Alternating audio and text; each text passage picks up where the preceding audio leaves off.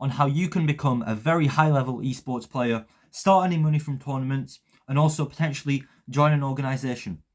And a common misconception is that many esports players have ruined their life setup completely, are fat and lazy.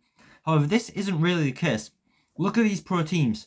Astralis, say XL Esports, say any professional CSGO, Dota 2, League of Legends team, SKT. These players are fit and healthy usually.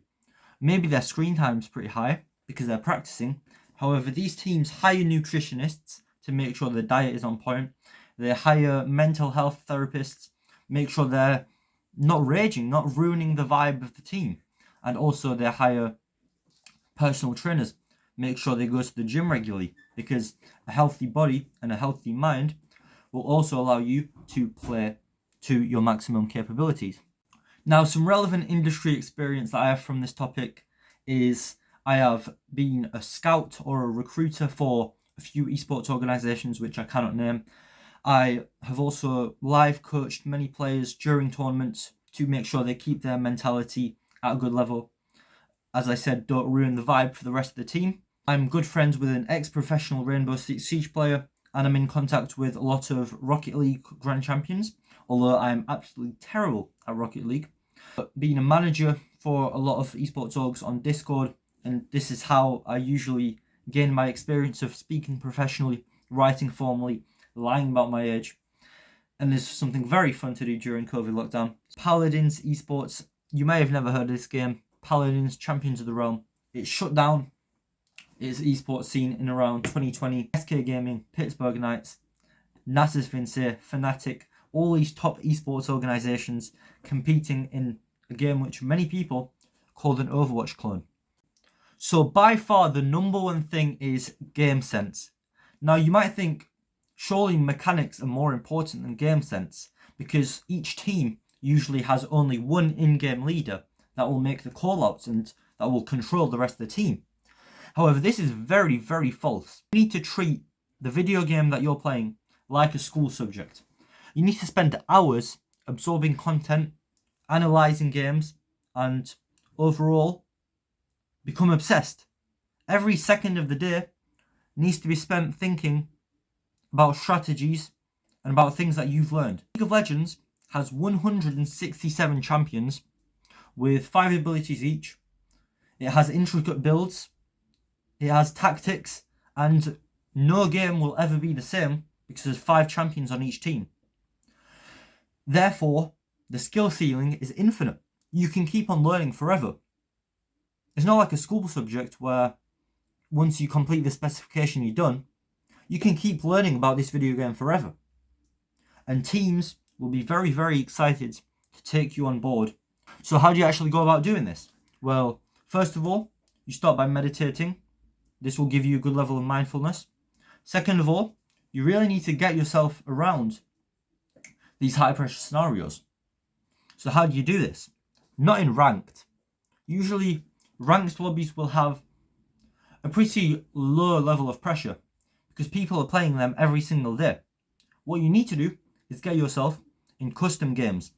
Usually they're called scrims, or reserved for people that are already at a decently high level. And the only way that you will ever join an esports organization is by becoming accustomed to the high pressure scenarios in the scrims. Because you never want to let the rest of the people down. Employing all of your focus into this one video game. You can't be playing the game on the screen and watching TikToks on the side. This is a sign that you were never destined to become a good player. You need your headphones on. You need to analyze every detail. Be a very, very good observer of what's happening. And just focus. Just focus. Mindfulness. That's what meditation teaches. Focusing on the breath going up and down. Focusing on all the tingles in your body that you're feeling. What thoughts arise. This will be very important also when playing video games. People that are pretty good at video games will stick to their regular friend group and destroy them in every single game to boost their ego, to make them feel like they're doing really well. However, this will never get you towards the ceiling that you can achieve playing against your friend that's in gold 3 and you're in diamond 1, because you're beating him 5-1. You need to get yourself in a network of high level people that are at the level you're at or at just a few levels higher, as this will allow you to climb the ladder. I'm not sure why people just play video games to have fun with their friends, because then there are hundreds of other things that you can do instead of having fun with your friends on the game. You can have fun with your friends in real life. You kind of have to treat your esports journey as an investment towards your future as the esports athlete. So do invest in some coaches on Fiverr. Do invest in some high quality food to ensure you perform at your best. Get some nice coffee. Caffeine, proven to make you better at video games.